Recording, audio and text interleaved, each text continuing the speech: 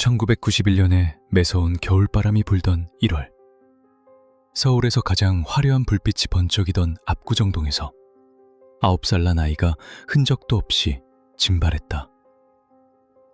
누군가는 그저 호기심 많은 아이의 단순한 미아 사건이라 생각했을지도 모른다.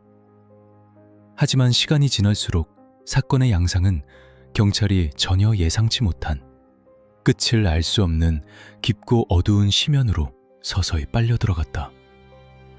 범인은 현장에 그 어떤 물리적인 증거도, 작은 지문 하나도 남기지 않은 채 오직 자신의 서늘하고 침착한 목소리만을 남겨두었다.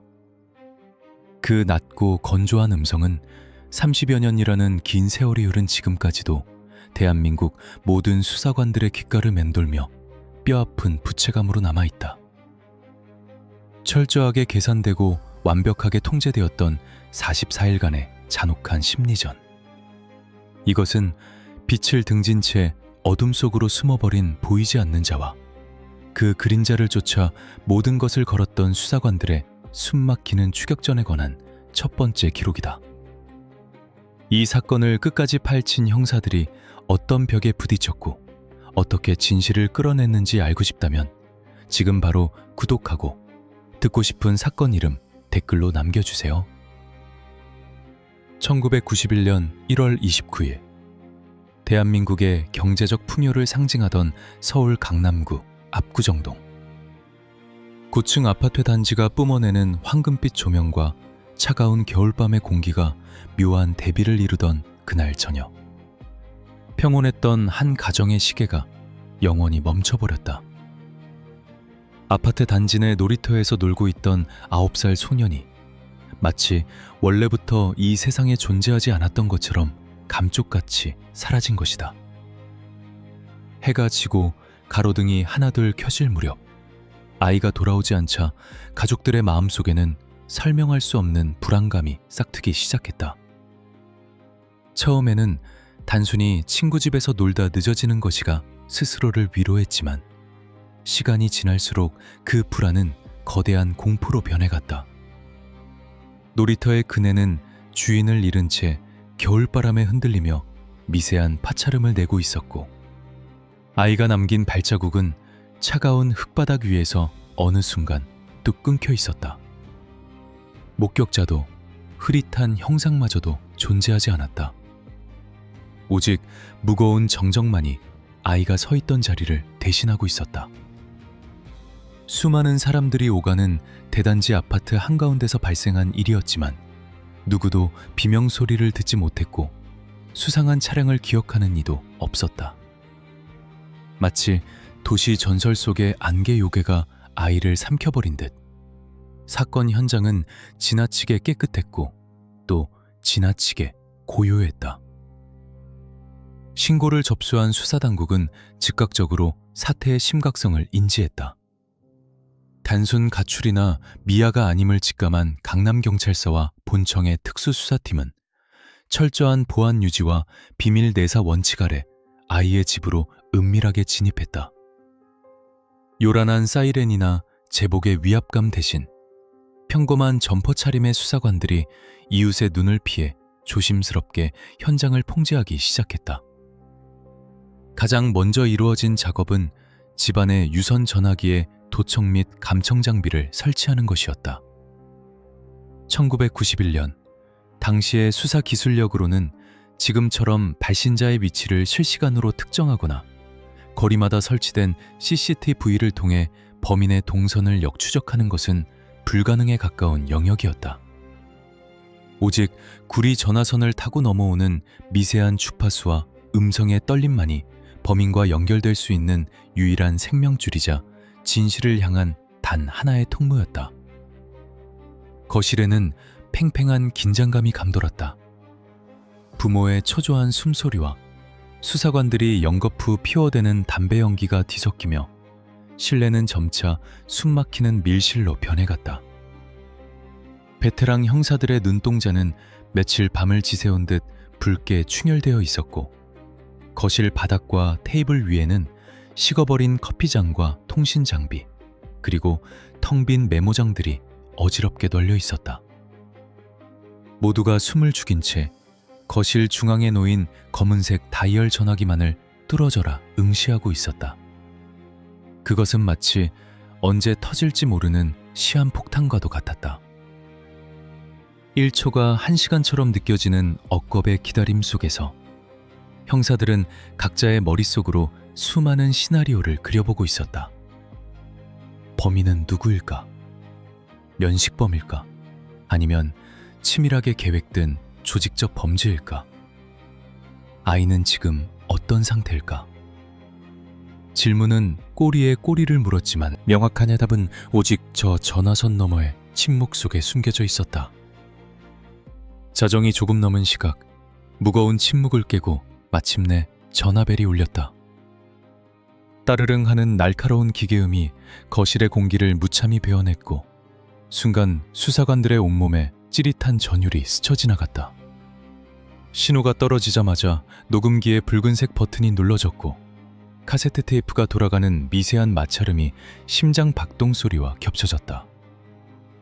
덜덜 떨리는 손으로 수화기를 집어든 부모의 귓가로, 그리고 감청용 헤드폰을 밀착시킨 수사관들의 고막으로 한 남자의 목소리가 흘러들어왔다. 범인이었다. 하지만 수화기 너머에서 들려오는 음성은 수사관들이 그동안 현장에서 경험해왔던 흉악범들의 그것과는 완전히 궤를 달리했다. 극한의 상황에서 묻어나는 흥분, 쫓기는 자의 초조함, 혹은 거친 숨소리와 위협적인 욕설 같은 감정의 찌꺼기는 단 1%도 묻어나지 않았다.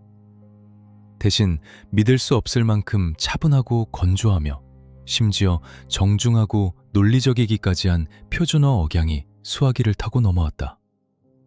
그것은 마치 대기업의 사무실에서 일상적인 비즈니스 업무를 처리하는 엘리트 회사원의 프레젠테이션처럼 들렸다. 철저하게 감정을 배제한 채 자신의 요구사항을 정확한 딕션과 띄어쓰기까지 지켜가며 전달하는 그 목소리는 역설적으로 듣는 이의 등골을 오싹하게 만드는 원초적인 공포를 불러일으켰다. 아이는 잘 있습니다. 저희가 안전하게 보호하고 있으니 너무 걱정하지 마십시오. 존댓말을 섞어가며 예의 바르게 내뱉는 그 한마디에 담긴 기괴한 서늘함은 거실의 온도를 영하로 떨어뜨렸다. 범인은 자신들이 아이를 데리고 있다는 사실을 명확히 고지하면서도 결코 불필요한 단어를 낭비하거나 감정의 동요를 보이지 않았다. 프로파일링 기법의 관점에서 볼 때 이것은 극도로 치밀하고 자기 통제력이 강하며 상황을 조감할 수 있는 지능형 범죄자의 전형적인 특징이었다. 그는 현재 이 사건의 주도권이 온전히 자신에게 있음을 즐기는 듯했다. 나아가 경찰이 지금 이 순간에도 감청 정비를 통해 자신의 목소리를 엿듣고 있다는 사실조차 이미 계산에 넣고 있는 듯한 여유로움이 배어 있었다. 수사관들의 머리에는 강한 사이렌이 울렸다. 직감이 말해주고 있었다.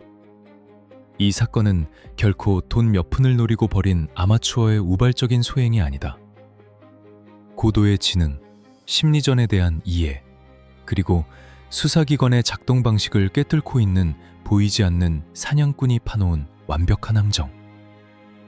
수사당국은 그 함정 속으로 제 발로 걸어 들어간 셈이었다.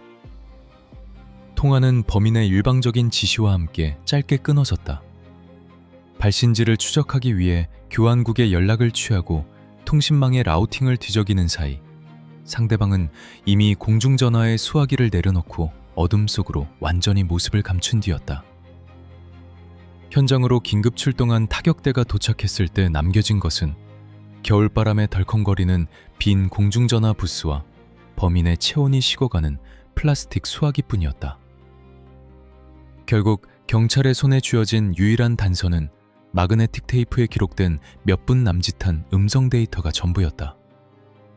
과학수사의 개념조차 완전히 자리 잡지 못했던 그 시절, 음성 분석에 투입된 전문가들은 범인의 말투에서 특이점을 찾으려 안간힘을 썼다.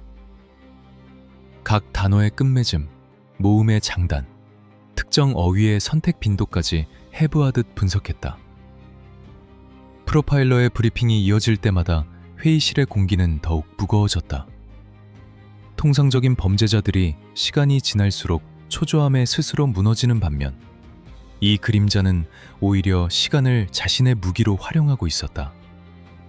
그는 가족의 피말리는 고통을 철저하게 계산된 시간표에 따라 조율하고 있었다. 수사관들은 범인이 단순히 금전적인 이득만을 노리는 것이 아니라 경찰이라는 거대한 공권력과 벌이는 두뇌 게임 자체를 즐기고 있을지도 모른다는 끔찍한 가설까지 세워야만 했다. 반드시 잡아야 한다.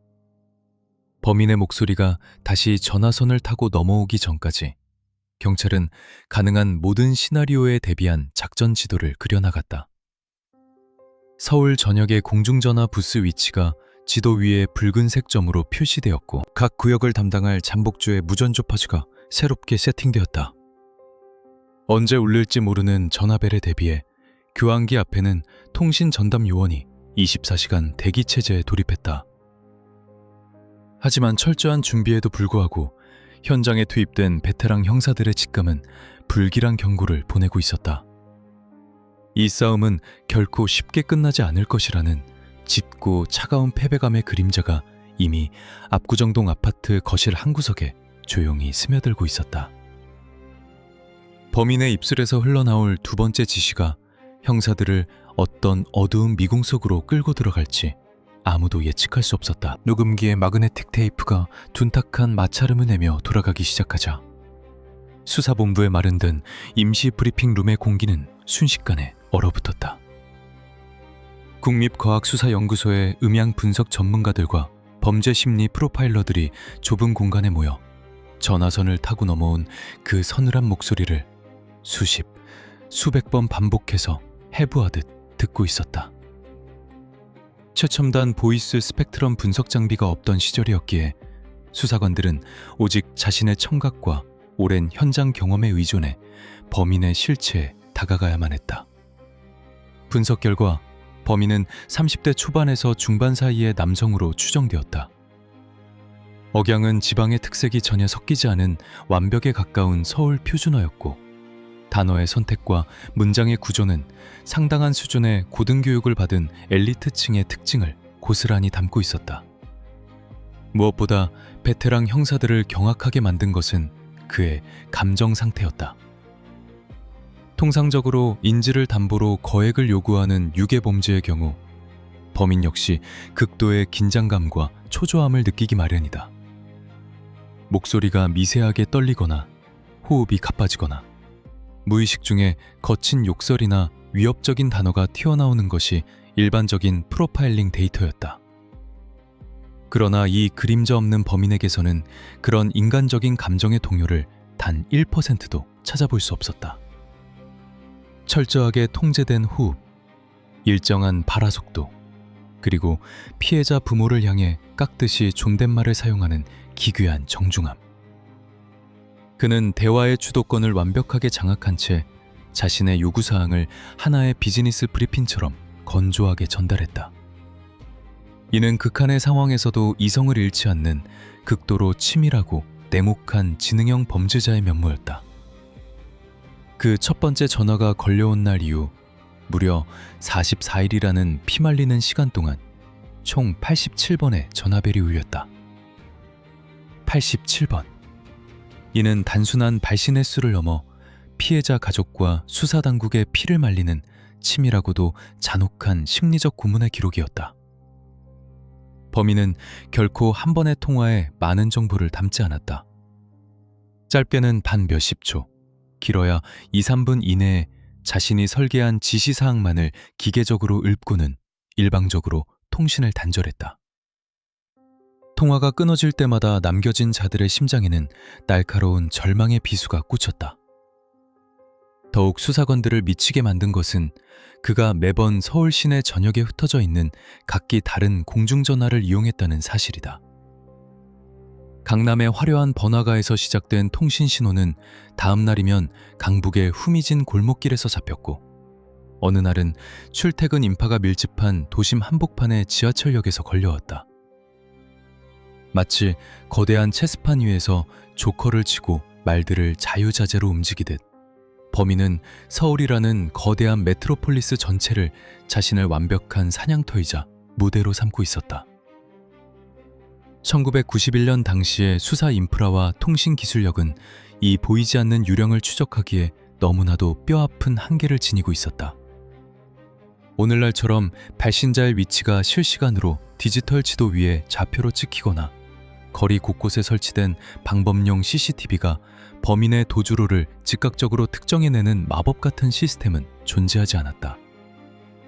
발신지를 확인하기 위해서는 전화국 교환원과 수사관이 실시간으로 라우팅을 역추적하는 뼈를 깎는 수작업이 필요했고, 여기에는 절대적인 물리적 시간이 소요되었다.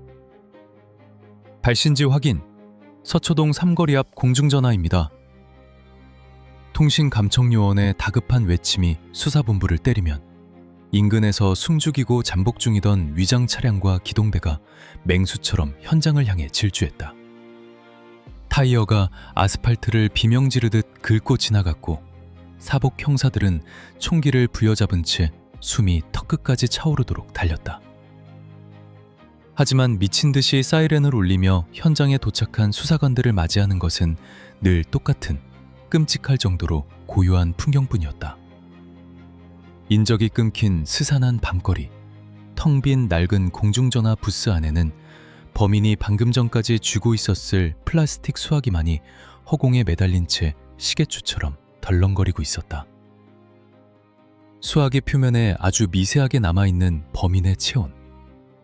그것이 대한민국 최고의 수사팀이 확보할 수 있는 가장 가까운 악마의 흔적이었다. 그 미지근한 체온이 차가운 겨울바람에 식어가는 과정을 지켜보며 형사들은 매번 허공에 주먹을 날리며 깊은 무력감을 삼켜야만 했다. 범인은 한치의 오차도 없이 경찰의 통신 추적 속도와 현장 도착 시간을 정확하게 계산하고 있었고, 언제나 수사망의 끄트머리가 닫히기 직전에 안개처럼 진발해버렸다. 시간이 흐르고 통화가 거듭될수록 범인이 던지는 메시지는 더욱 예리하고 대담해졌다. 그는 현금 7천만 원이라는 당시 최고급 아파트 한 채 값에 맞먹는 거액을 요구했다.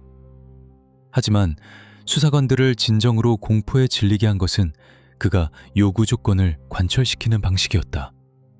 그는 협박의 순간조차 결코 목소리를 높이거나 노골적인 폭력성을 드러내지 않았다.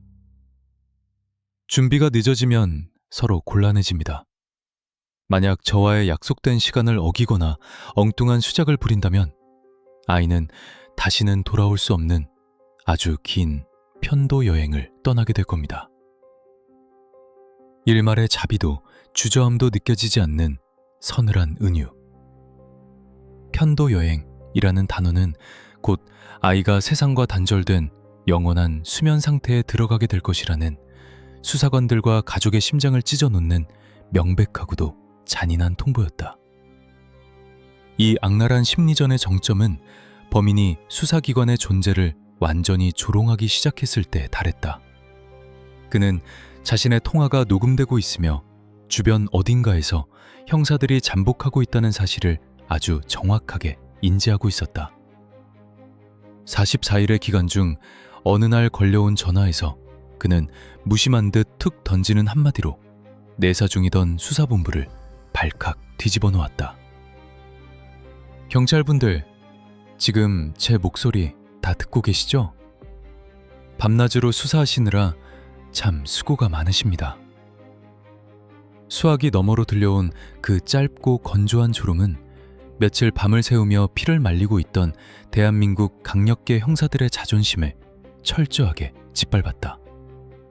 그는 경찰의 매뉴얼을 꿰뚫어 보고 있었고 잠복의 위치를 예측하고 있었으며 심지어 이 목숨을 건 추격전을 자신만의 완벽한 오락거리로 즐기는 듯했다. 수십 명의 베테랑 수사관들이 단 한 명의 정체불명 음성에 이리저리 휘둘리는 전대미문의 사태. 그림자는 점점 더 짙게 서울 시내를 뒤덮고 있었고 진실을 향한 얄팍한 단서들은 모래알처럼 경찰의 손가락 사이로 속절없이 빠져나가고 있었다. 결국 수사본부는 최후의 결단을 내릴 수밖에 없었다. 범인이 지정하는 장소로 직접 돈을 들고 나가 놈이 미끼를 무는 그 찰나의 순간을 노려 현장을 덮치는 오프라인에서의 직접적인 대면 작전. 수십 대의 위장 차량과 최고 수준의 잠복조가 그림자처럼 움직일 준비를 마쳤다. 이제 모든 것은 한밤중 서울 거리를 무대로 펼쳐질 목숨을 건 숨바꼭질에 달려 있었다. 전화선 너머에 건조하고 통제된 조롱이 끝난 후 수사본부는 피말리는 통신 감청의 한계를 뼈저리게 체감하며 마침내 오프라인에서의 직접적인 추적 작전으로 수사의 방향을 급선회했다. 오직 얇은 구리선에 의존하던 수동적인 방어전에서 벗어나 범인이 숨어있는 차가운 아스팔트 위로 직접 뛰어드는 맹렬한 육해공의 추격전이 막을 올린 것이다. 작전의 핵심은 단순하면서도 극도로 위험했다. 피해자의 아버지가 범인이 요구한 7천만 원의 거액이 담긴 가방을 들고 직접 약속 장소로 나가는 것, 그리고 그 주변을 수십 명의 최정예 강력계 형사들이 보이지 않는 그물망처럼 에워싸며 놈이 미끼를 무는 찰나의 순간을 포옹하는 것이었다. 실패할 경우 아이는 영원히 깨어날 수 없는 깊은 수면에 빠지게 될 것이라는 숨막히는 압박감이 수사관들의 어깨를 짓눌렀다. 거리에 짙은 어둠이 깔리고 도심의 네온사인이 번쩍이기 시작할 무렵 아버지는 무거운 현금 가방을 손에 쥐고 집을 나섰다. 그의 등 뒤로는 철저하게 위장한 수사당국의 그림자가 소리 없이 따라붙었다. 일반 택시로 위장한 수사 차량, 야식 배달원으로 분장한 기동대원, 그리고 거리를 걷는 평범한 연인이나 퇴근하는 직장인으로 완벽하게 신분을 세탁한 잠복 형사들까지 총 50여 명에 달하는 대규모 인력이 무전기의 은밀한 이어폰을 귀에 꽂은 채 일사불란하게 움직였다. 표면적으로 서울의 밤거리는 평소와 다름없이 고요하고 일상적으로 보였지만 그 이면에는 일촉즉발의 긴장감이 흐르는 거대한 사냥터가 펼쳐져 있었다. 무전기 너머로 들려오는 거친 숨소리와 짧은 암호명들만이 이 밤이 결코 평범하지 않음을 증명하고 있었다. 하지만 수사본부의 치밀한 포위망을 비웃기라도 하듯 범인이 설계한 오프라인의 접선 방식은 수사관들의 예상을 완전히 빗나가는 악랄한 형태였다. 그는 결코 단번에 약속 장소를 지정하지 않았다. 첫 번째 지시 장소인 번화가의 한 다방에 아버지가 도착했을 때 범인은 나타나지 않았다. 대신 종업원이 다가와 누군가 남겨두고 갔다는 작은 메모지 한 장을 건넸다. 그 종이에는 특유의 반듯하고 각진 글씨체로 다음 목적지가 적혀 있었다. 사거리 길 건너편 빵찜집으로 가시오. 아버지가 서둘러 빵집으로 이동하면 그곳의 테이블 아래에 또 다른 메모지가 테이프로 교묘하게 붙어 있었다. 지금 즉시 앞 정류장에서 00 번버스에 탑승하시오. 이른바 지그재그식 동선이었다. 이는 미행을 확인하고 추적을 따돌리기 위해 고도로 훈련된 자들이나 사용하는 전형적인 첩보 전술이었다. 수사관들은 경악을 금치 못했다. 꼬리에 꼬리를 무는 메모지 추리 게임은 단순히 아버지를 지치게 하려는 목적이 아니었다. 목적지를 이리저리 바꾸며 돌발적인 이동을 강요함으로써 아버지를 미행하는 경찰의 위장 차량과 잠복조가 스스로 정체를 드러내도록 유도하는 잔혹한 덫이었다. 수사관들에게 이 추격전은 지옥과도 같았다. 범인이 언제, 어디서 돌발적인 지시를 내릴지 모르는 상황에서 형사들은 아버지와의 거리를 조절하는데 극심한 어려움을 겪었다. 거리를 조금이라도 좁히면 놈의 예리한 시야에 경찰의 움직임이 포착될 위험이 컸다. 만약 범인이 꼬리가 붙었다는 사실을 눈치채는 순간 아이는 영영 부모의 품으로 돌아갈 수 없는 먼 곳으로 일방적인 편도 여행을 떠나게 될 것이 뻔했다. 반대로 거리를 넓히면 복잡한 서울의 밤거리 인파와 끝없이 쏟아지는 차량의 홍수 속에서 현금 가방을 든 아버지를 완전히 놓쳐버릴 수 있었다. 신호등이 붉은색으로 바뀔 때마다, 버스가 정류장에 멈춰서고 문이 닫힐 때마다 수사 차량 안의 형사들은 핸들을 주먹으로 내리치며 피말리는 초조함을 삼켜야 했다. 무엇보다 수사팀을 소름 돋게 만든 것은 공간을 지배하는 범인의 완벽한 통제력이었다. 놈은 아버지를 철저하게 사각지대와 개방된 공간의 교차점으로 몰아넣었다. 한쪽 방향으로만 시야가 트인 좁은 골목길, 육교의 정중앙, 혹은 사방을 내려다볼 수 있는 지하철 환승풍로, 이런 장소들은 하나같이 범인이 먼발치에서 망원경이나 육안으로 아버지의 주변을 360도로 관찰할 수 있는 신의 시야, 아이 오브 갓을 제공하는 곳들이었다.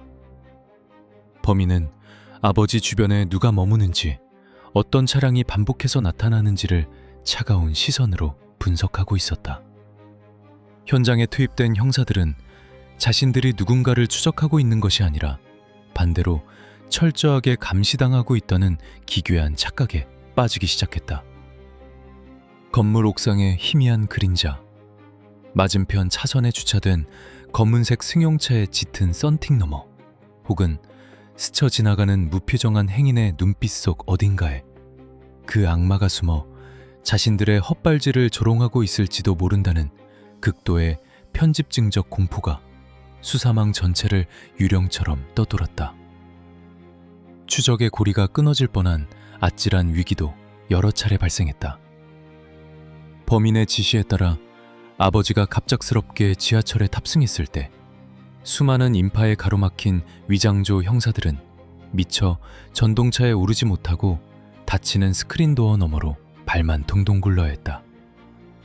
무전망은 순간적으로 찢어질 듯한 파공음과 다급한 고성으로 아수라장이 되었다.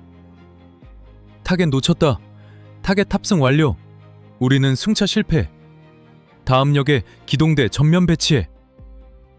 형사들은 택시를 잡아타고 전동차의 속도를 따라잡기 위해 고개에 가까운 도심 질주를 감행했다. 안전벨트조차 매지 않은 채 브레이크와 엑셀을 번갈아 지식이며 그들은 오직 아버지를 시야에 다시 넣기 위해 사투를 벌였다. 밤새 이어지는 이 미친 듯한 추격전은 육체적, 정신적 한계를 끊임없이 시험했다. 놈은 아버지를 이끌고 서울 시내를 반바퀴나 돌게 만들었지만 정작 자신은 단 한 번도 모습을 드러내지 않았다.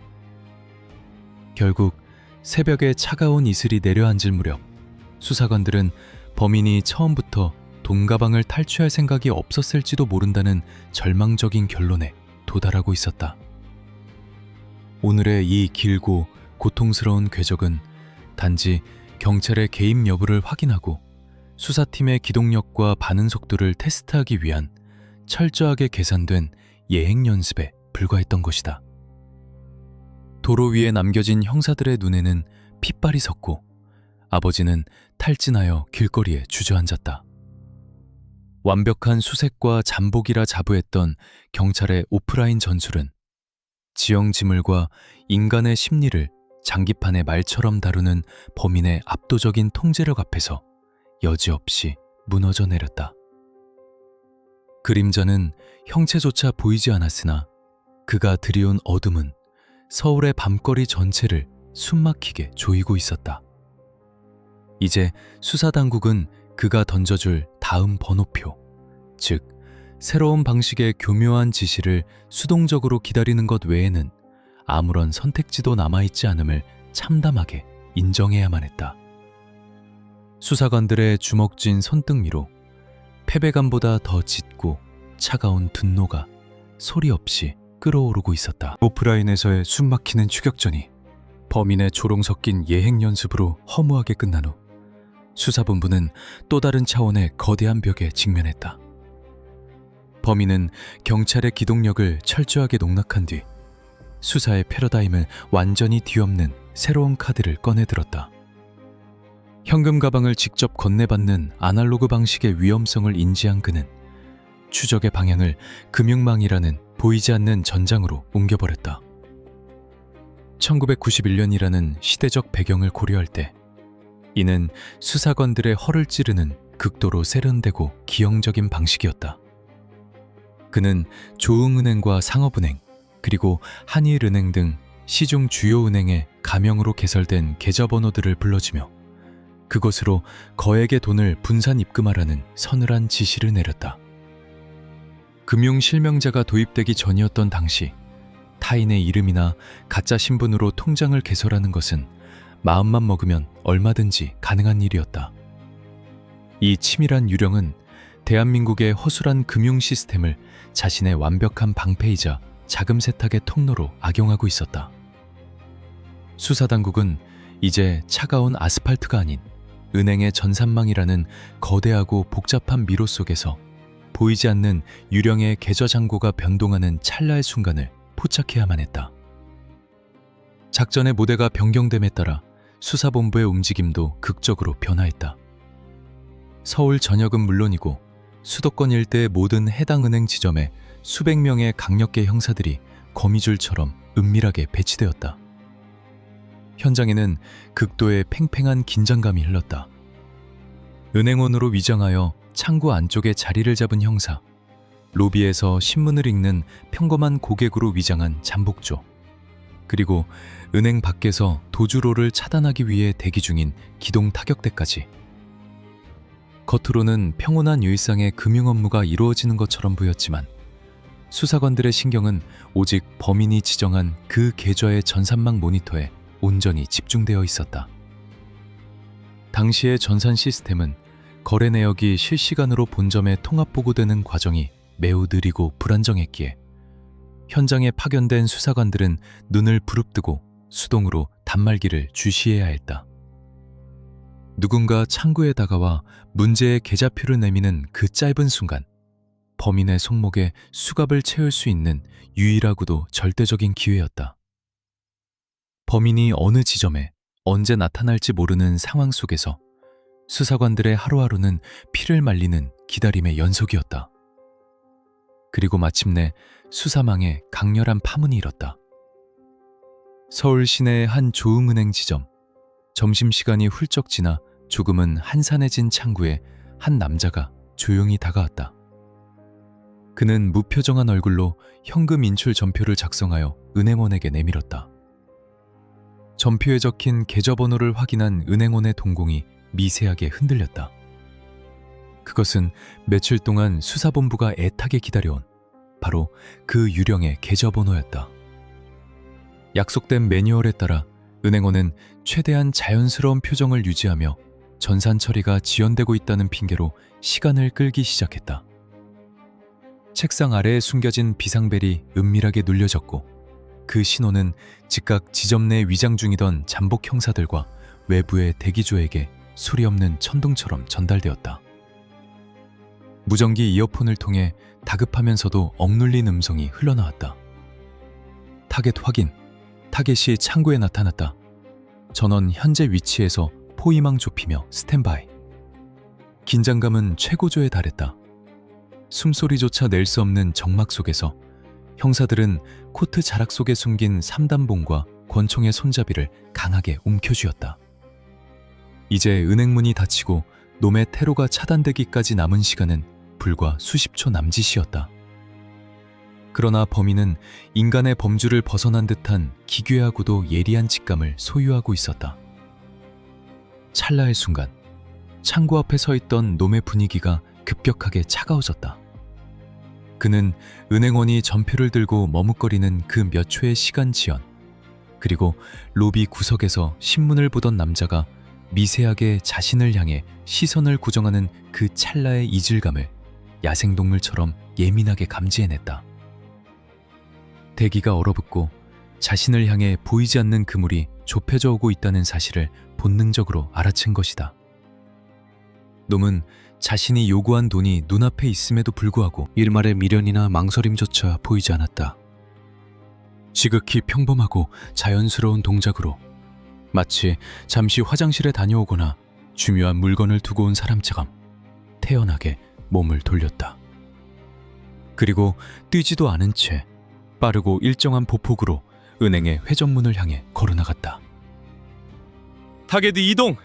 타겟이 밖으로 나간다! 당장 덮쳐! 무전기에서 다급한 비명이 터져나옴과 동시에 위장조 형사들이 짐승처럼 자리를 박차고 일어났다. 은행 로비의 의자가 넘어지고 사람들의 비명소리가 터져나왔다. 외부에서 대기 중이던 기동대가 순식간에 은행 입구를 에워싸며 들이닥쳤지만 그 짧은 몇 초의 차이가 모든 것을 결정지어버렸다. 놈이 회전문을 빠져나가 거리로 나서는 순간 복잡한 도심의 인파와 끝없이 오가는 차량 행렬이 거대한 장막이 되어 그의 모습을 완벽하게 집어삼켰다. 수십 명의 형사들이 땀 범벅이 된 채 은행 주변의 모든 골목길과 지하철 출입구를 샅샅이 뒤졌지만 그 치밀한 유령은 허공으로 증발해버린 듯 어떤 흔적도 남기지 않았다. 방금 전까지 눈앞에 있던 길고 길었던 지옥 같은 심리전을 끝낼 수 있었던 단 한 번의 완벽한 기회가 모래알처럼 빠져나간 것이다. 허탈함과 분노가 뒤섞인 침묵만이 수사관들의 무거운 어깨 위로 내려앉았다. 폭풍이 휩쓸고 지나간 은행 창국 위에는 범인이 남긴 유일한 물리적 흔적, 한 장의 출금 전표만이 덩그러니 놓여 있었다. 과학수사대가 긴급 투입되어 전표를 수거하고 정밀 감식에 돌입했지만 놈은 그마저도 철저하게 계산하고 있었다. 전표 표면에는 놈의 지문이 단 하나도 남아있지 않았다. 아마도 지문이 남지 않도록 특수한 코팅 처리가 된 종이를 덧대어 전표를 작성했거나 투명한 접착물질로 손가락 끝을 은폐했을 가능성이 높았다. 수사관들의 시선은 전표 하단에 적힌 단 몇 글자의 필적, 가명으로 적어놓은 서명에 꽂혔다. 반듯하면서도 어딘가 기계적인 느낌을 주는 그 글씨체. 그것은 마치 놈이 남긴 또 하나의 조롱 섞인 편지처럼 보였다. 눈앞에서 범인을 놓쳤다는 참담한 사실은 수사본부 전체를 깊은 수렁으로 밀어넣었다. 경찰의 움직임을 손바닥 보듯 꿰뚫어보는 놈의 지능과 반사신경 앞에서 현장에 투입된 요원들은 극심한 무력감과 자괴감에 시달려야 했다. 이제 수사당국이 쥘 수 있는 패는 점점 사라지고 있었고 아이가 무사히 돌아올 수 있을 것이라는 한 줄기 희망의 빛마저 서서히 빛을 잃어가고 있었다. 놈은 다시 그림자 속으로 숨어들었고 언제 어떤 방식으로 다음 통보를 해올지 예측할 수 없는 피말리는 암흑의 시간이 수사본부를 지배하고 있었다. 은행 전산망을 이용한 치밀한 덫이 범인을 기괴할 정도로 예리한 직감 앞에서 산산조각난 후 수사본부를 짓누르는 절망감은 극에 달했다. 44일이라는 피말리는 시간 동안 경찰은 단 한 번도 범인의 그림자조차 밟지 못했고 수사의 모든 주도권은 보이지 않는 유령의 소나귀 위에서 철저하게 놀아나고 있었다. 범인은 은행에서의 위기를 통해 자신을 향한 경찰의 포위망이 턱 밑까지 조여왔다는 사실을 명확히 깨달았다. 수십 명의 베테랑 형사들이 분노를 사귀고 있던 며칠간의 숨막히는 정적 끝에 수사본부 거실의 전화벨이 다시 한번 울렸다. 녹음기의 붉은색 버튼이 늘려지고 돌아가는 테이프 위로 들려온 범인의 목소리는 이전과는 미세하게 달라져 있었다. 특유의 정중함과 여유로움은 사라진 채 철저하게 감정을 억누른 기계적이고 날카로운 음성이 흘러나왔다. 그는 마지막 오프라인 교섭을 통보했다. 장소는 서울의 남북을 가로지르는 거대한 함강의 구조물, 양화대교 밑에 스산한 철골 구조물 부근이었다. 수사당국은 이것이 범인과 직접 대면할 수 있는 혹은 영원히 모든 반서를 잃어버릴 수 있는 최후의 기회임을 뼈저리게 직감했다. 경찰 지휘부는 즉각적으로 대응 매뉴얼을 최고 수준으로 격상시켰고 범인의 허를 찌르기 위한 이른바 트로이의 목마 작전을 승인했다. 지정된 철제 상자 안에는 상단에만 진짜 지폐를 정교하게 덮고 그 아래의 넓은 공간에는 은행에서 사용하는 띠지로 묶인 위조 지폐와 백지 뭉치를 빈틈없이 채워 넣었다. 이는 만약의 사태에 대비해 금전적 피해를 최소화하려는 고육지책이자 범인이 현장에서 상자를 열어 내용물을 확인하는 그 찰나의 시간 동안 놈의 발목을 붙잡아 두려는 최후의 심리적 덫이었다. 결전의 밤, 한강의 거대한 뼈대를 이루는 양화대교 주변은 겉으로는 평온하고 차가운 겨울밤의 일상적인 풍경을 완벽하게 유지하고 있었다. 하지만 그 고요한 수면 아래에는 범인을 낚기 위한 거대한 그물이 촘촘하게 펼쳐져 있었다. 50여 명에 달하는 최정예 강력계 형사들과 특수기동대원들이 강변북로와 올림픽대로 진출입로, 그리고 한강 둔치 곳곳에 은밀하게 투입되었다. 그들은 각자의 위치에서 고도로 훈련된 위장수를 전개했다. 다리 위를 천천히 정속주행하는 빈 택시의 운전석에는 실탄이 장전된 총기를 품에 안은 형사가 무전기를 쥔 채 대기하고 있었고, 강변공원에 차가운 쓰레기통을 비우는 환경미화원 역시 날카로운 눈매를 모자 아래로 숨긴 기동배원이었다. 살을 에이는 듯한 강바람에도 아랑곳하지 않고 벤치에 나란히 앉아 캔 커피를 마시며 사랑을 속삭이는 연인, 심지어 타이어 펑크를 핑계로 비상등을 켜고 견인차를 기다리는 운전자까지. 강변의 모든 인간 군상과 일상적인 풍경은 오직 단 한 명의 악마를 포획하기 위해 정교하게 연출된 거대한 연극 무대와도 같았다. 칠흑 같은 어둠 속에서 가로등 불빛이 번쩍일 때마다 잠복 중인 형사들의 눈동자는 예리하게 빛났다. 살얼음이 낀 강바람이 형사들의 뺨을 칼날처럼 베고 지나갔지만 그 누구도 추위를 느끼지 못한 채 오직 시선을 지정된 접선 장소에 고정하고 있었다. 무거운 철제 상자를 든 아버지가 지정된 교각 아래의 어둠 속에 상자를 내려놓고 무너질 듯한 발걸음으로 현장을 벗어나자 폭풍 전야에 피말리는 침묵이 양화대교 일대를 집어삼켰다. 그러나 잔혹한 운명의 여신은 끝내 수사관들의 간절한 기도를 외면하고 범인을 향해 미소 지었다. 완벽하다고 믿어 의심치 않았던 경찰의 철통 같은 포위망은 전혀 예상치 못한 아주 사소하고도 치명적인 장비의 결함에서부터 처참하게 무너져 내렸다. 1991년 당시 경찰이 사용하던 아날로그 방식의 무전기 시스템이 한강 주변을 둘러싼 거대한 철골 구조물과 고압 송전선에서 발생하는 강력한 전자기파의 간섭을 이겨내지 못한 것이다. 작전 통제실의 지휘 차량에서 타겟 접근 중, 다리 남단에서 진입하는 전조등 꺼진 검은색 승용차 주시하라. 전 대원 스탠바이. 라는 다급한 명령이 발신되었지만 이 결정적인 정보는 현장의 요원들에게 도달하기 직전 거친 파공음과 기계적인 잡음에 찢겨 산산조각 나버렸다. 현장 요원들의 이어폰에서는 치직, 직, 타겟, 직, 직, 확인 불가, 응답하라 는 파편화된 소음만이 고막을 때릴 뿐이었다.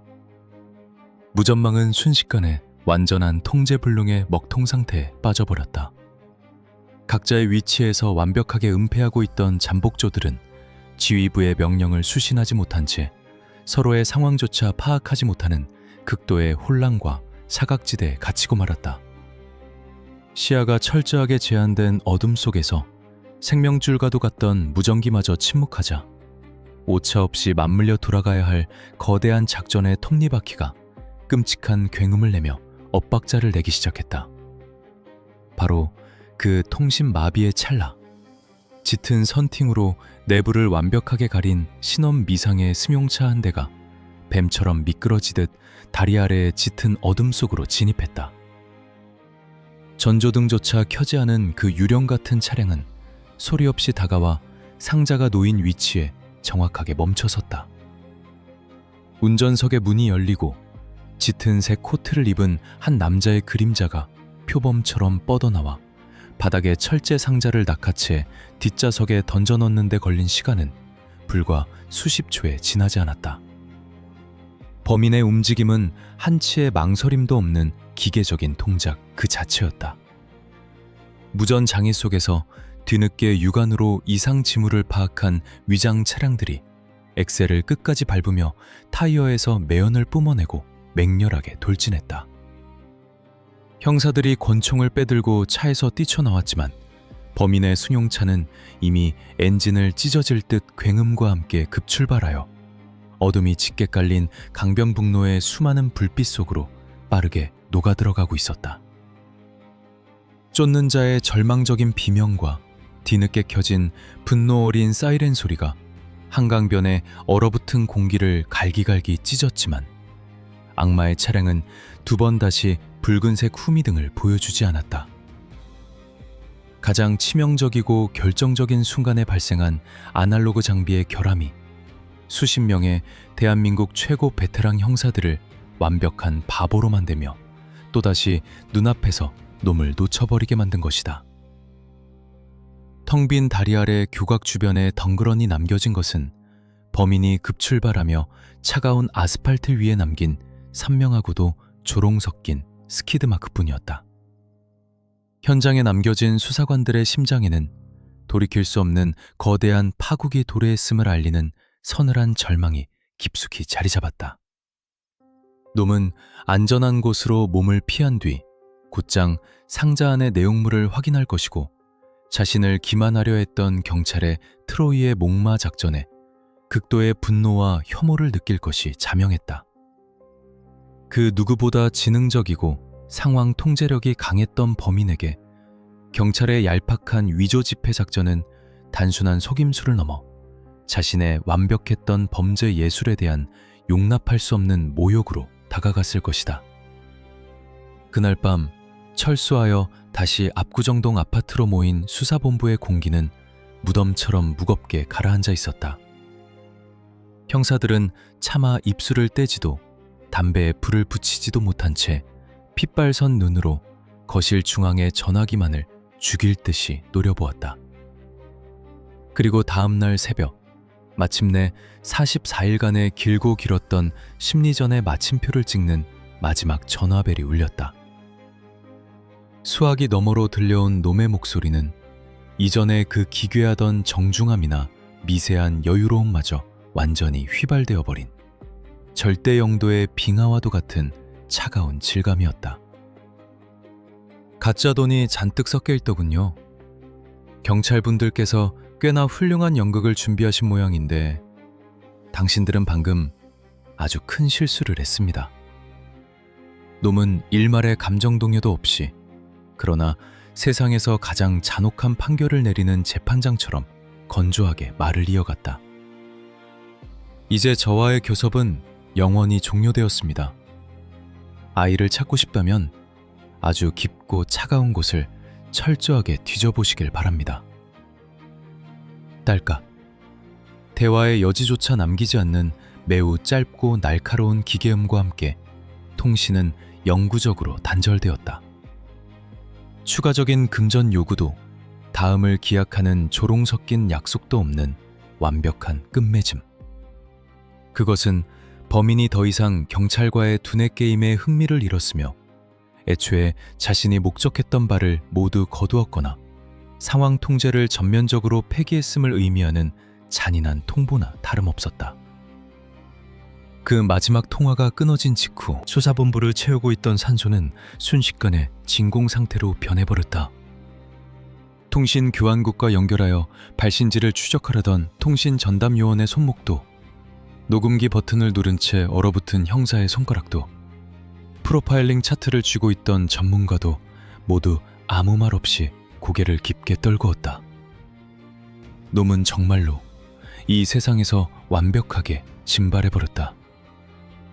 44일 동안 대한민국 수사기관 전체를 손바닥 위에 올려놓고 쥐락펴락했던 그 서늘한 음성은 그날 밤을 끝으로 영원한 침묵 속으로 가라앉았다.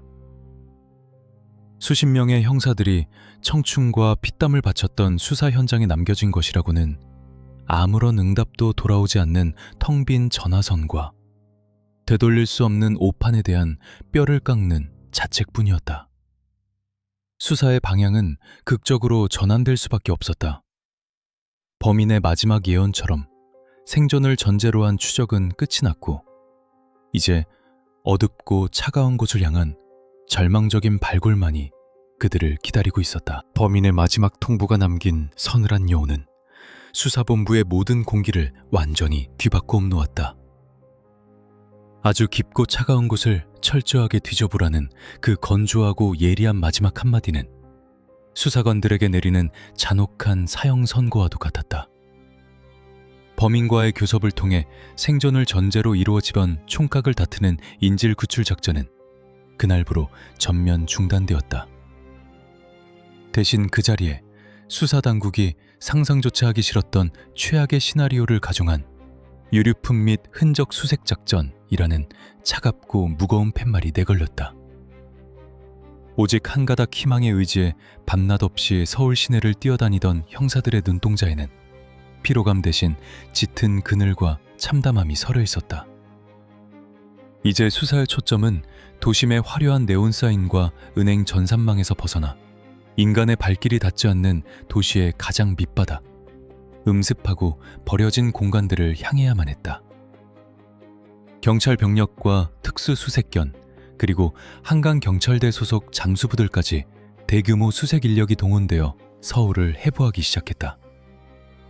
서울을 가로지르는 한강 주변의 넓은 둔치, 갈대밭이 우거진 습지대, 버려진 공사장, 그리고 인적이 드문 배수로와 지하 하수구 등 놈이 언급한 깊고 차가운 모든 공간이 샅샅이 수색의 도마 위에 올랐다.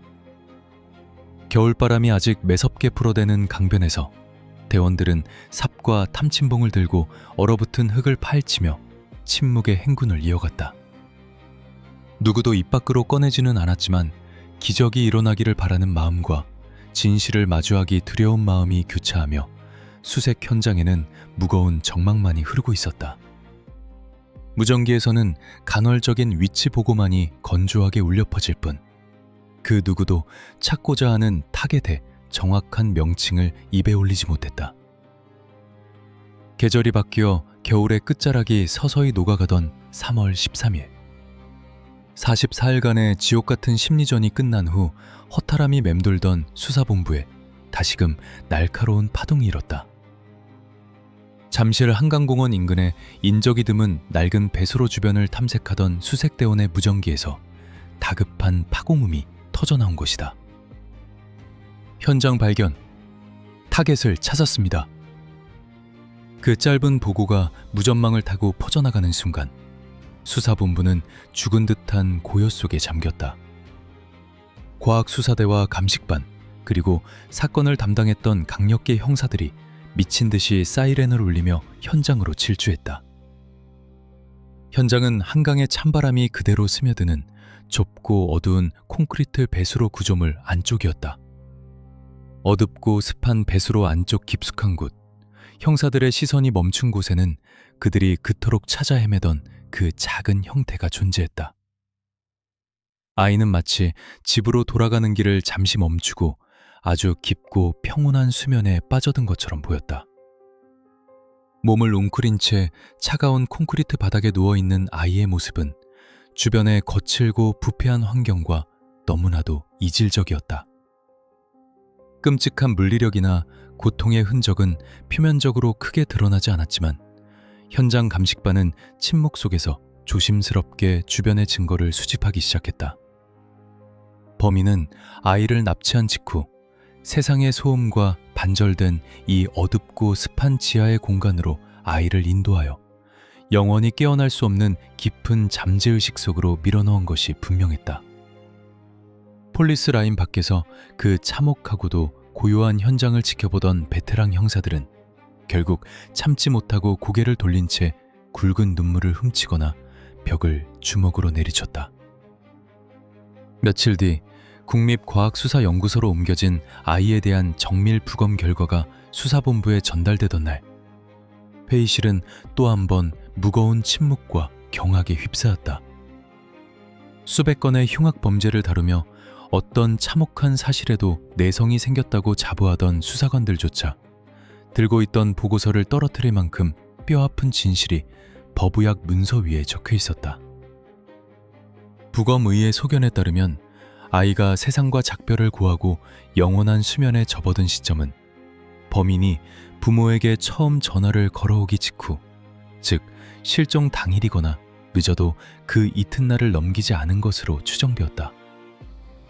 아이의 위장에 남아있는 소화물의 상태와 여러 생물학적 지표들이 그 잔인한 사실을 명백히 증명하고 있었다. 아이의 몸은 차가운 배수로에서 무려 40여일의 긴 시간을 홀로 버티고 있었던 것이다. 이 법의학적 결론은 44일 동안 수사본부가 벌여온 모든 사투를 산산조각내는 기만적인 악몽 그 자체였다. 진실은 너무나도 참혹했다. 범인은 아이를 무사히 돌려보낼 의지가 애초에 단 1%도 존재하지 않았다. 아이가 이미 돌이킬 수 없는 길을 떠난 상태임에도 불구하고 그는 무려 한 달 반이라는 긴 시간 동안 부모의 애끄는 심정과 경찰의 다급함을 철저하게 농락해온 것이다. 87번의 전화통화, 7천만 원을 요구하며 가족의 희망을 쥐락펴락했던 그 정중하고 건조한 목소리, 서울 시내를 무대로 펼쳐진 지그재그식 심리전, 그리고 은행 전산망과 양화대교 아래에서 벌어졌던 그 숨막히는 오프라인 추격전까지.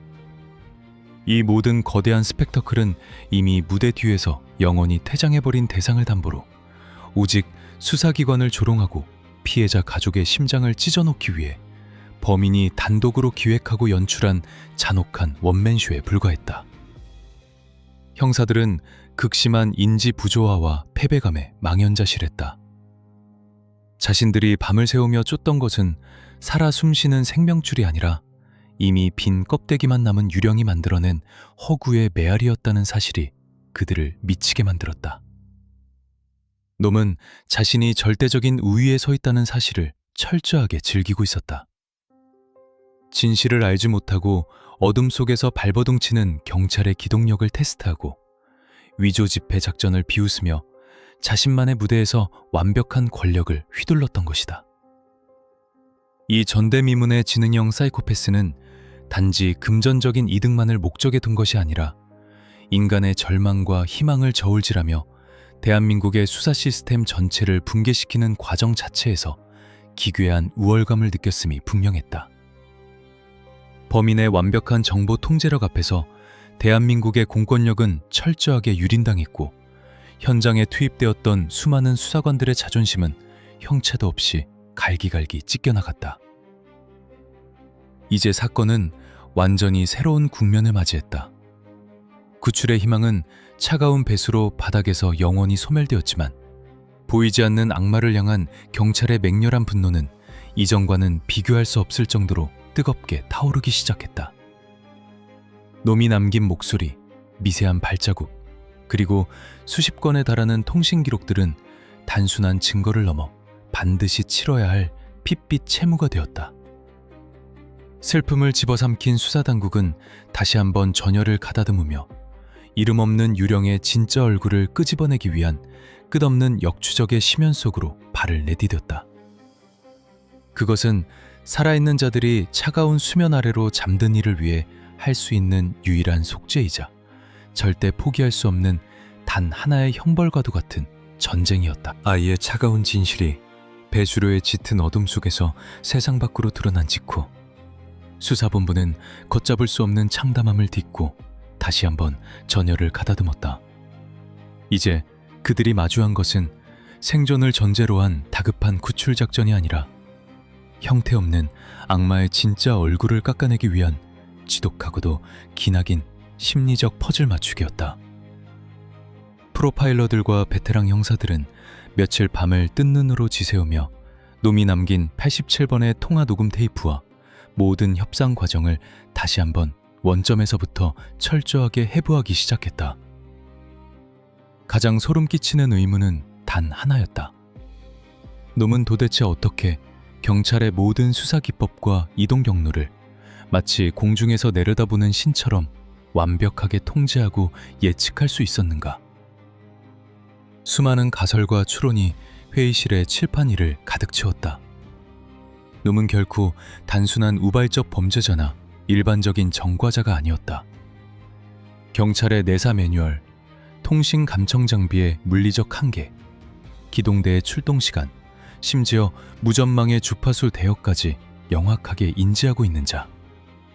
어쩌면 과거 수사기관이나 정보기관에 몸담았을 가능성, 혹은 그와 매우 밀접한 연관성을 가진 특수직군 종사자일 확률이 농후했다.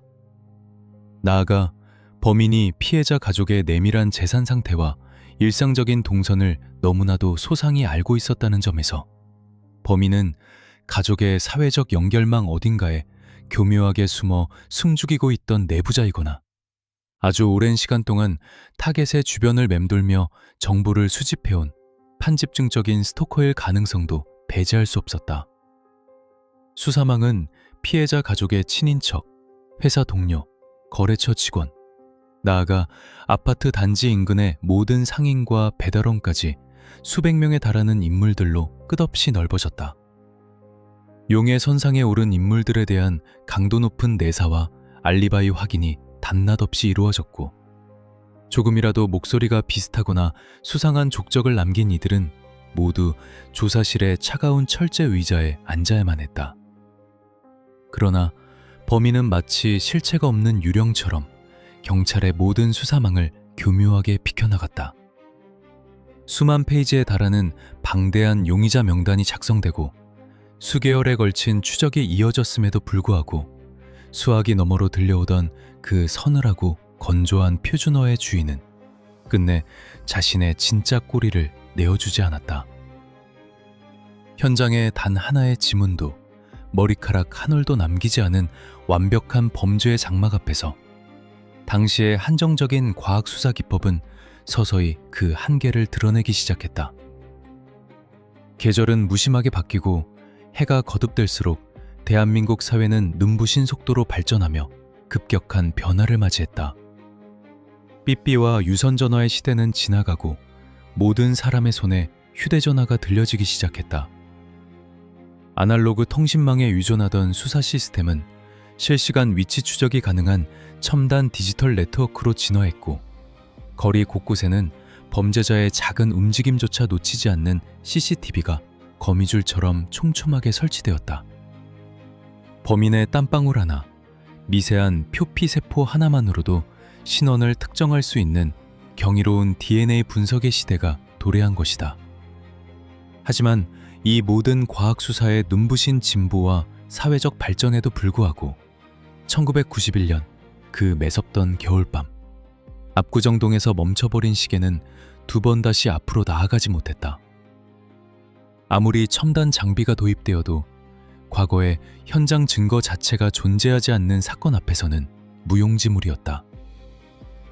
세월의 무자비한 흐름과 함께 전담 수사본부의 규모는 점차 축소될 수밖에 없었고, 현장을 밤낮 없이 누비며 범인을 향해 분노를 불태우던 젊고 혈기왕성했던 형사들의 머리에는 어느덧 하얀 서리가 내려앉고 깊은 주름이 패이기 시작했다. 그리고 2006년, 대한민국 사법체계의 가장 뼈아픈 맹점 중 하나이자 수사관들에게는 사형 선고와도 같았던 15년의 공소시효가 마침내 이 사건의 목을 서서히 조여왔다. 당시의 법률 체계로는 아무리 극악무도한 범죄라 할지라도 발생일로부터 15년이 경과하면 범인을 눈앞에 두고도 그 어떤 법적 처벌이나 심판을 내릴 수 없었다. 그것은 범인이 사회라는 거대한 군중의 장막 뒤에서 자신의 끔찍한 과거를 완벽하게 세탁하고 국가로부터 공식적인 면죄부를 얻게 되는 사법정의의 가장 참담하고 무력한 순간이었다. 2006년 1월 28일의 깊은 사정, 법적인 심판의 시계가 완전히 멈추고 영을 가리키는 그 찰나의 순간, 오랜 세월 사건을 매달려왔던 형사들은 텅 빈 사무실에 홀로 앉아 빛바랜 수사기록표를 쓰다듬으며 고개를 깊게 떨구었다. 그것은 국가 공권력이 피해자 가족에게 그리고 진실이 밝혀지기를 고대하던 모든 국민에게 내린 뼈아픈 패배 선언이자 이 참혹한 비극이 영원한 미제 사건의 심연으로 추락함을 알리는 잔인한 마침표였다. 서류상으로 이 끔찍했던 유괴 범죄는 종결의 도장을 받았다. 누렇게 색이 바래고 모서리가 닳아버린 수백 건의 수사 기록과 프로파일링 차트들은 굳게 잠긴 경찰청 지하 문서고에 차가운 철제 쾌빈이 깊숙한 곳으로 옮겨져 켜켜이 먼지를 뒤집어 쓰게 되었다. 하지만 그날의 숨막히던 공포와 범인의 그 서늘했던 목소리를 생생하게 기억하는 이들의 마음속에서 이 사건의 파일은 단 한 번도 닫힌 적이 없다. 오래된 마그네틱 카세트 테이프에 녹음된 87번의 통화 내용, 그 건조한 조롱과 피말리던 숨바꼭질의 기억은 이제 현직에서 물러난 은퇴한 형사들의 귓전에서도 여전히 망령처럼 맴돌고 있다. 그들은 술잔을 기울일 때마다 단언한다. 비록 사법적인 공소시효는 허무하게 끝이 났을지라도 인간의 영혼과 양심이 스스로 치러야 할 형벌에는 결코 시효가 존재하지 않는다고 말이다. 범인은 지금 이 순간에도 우리와 같은 하늘 아래에서 같은 온도의 공기를 마시며 지극히 평범하고 선량한 이웃의 얼굴을 한 채 살아가고 있을지도 모른다. 누군가의 아버지로, 누군가의 상사로, 혹은 식당에서 마주치는 흔한 중년 남성의 모습으로 완벽하게 위장한 채 말이다. 그러나 그는 평생을 자신이 스스로 만들어낸 보이지 않는 공포의 감옥에 갇혀 살아야만 한다. 언제 덜미를 잡힐지 모른다는 극도의 불안감, 자신의 목소리가 대중매체를 통해 흘러나올 때마다 느껴야 하는 심장 멎을 듯한 두려움, 타인의 삶을 잔혹하게 파괴한 대가로 얻은 그 피 묻은 돈은 결코 그의 영혼을 구원하지 못했을 것이다. 스스로 완전 범죄를 완성했다는 오만한 착각 속에서 그는 세상을 상대로 승리했다고 믿겠지만 역사는 결코 그의 존재를 잊지 않을 것이다. 진실을 향한 수많은 사람들의 집요한 시선과 억울하게 눈을 감은 이의 침묵하는 절규는 영원히 그의 그림자를 쫓으며 그의 남은 숨통을 서서히 조여갈 것이다. 이 사건은 끝이 난 것이 아니라 심판의 방식이 바뀌었을 뿐이다. 이 사건을 끝까지 파헤친 형사들이 어떤 벽에 부딪혔고 어떻게 진실을 끌어냈는지 알고 싶다면 지금 바로 구독하고 듣고 싶은 사건 이름 댓글로 남겨주세요.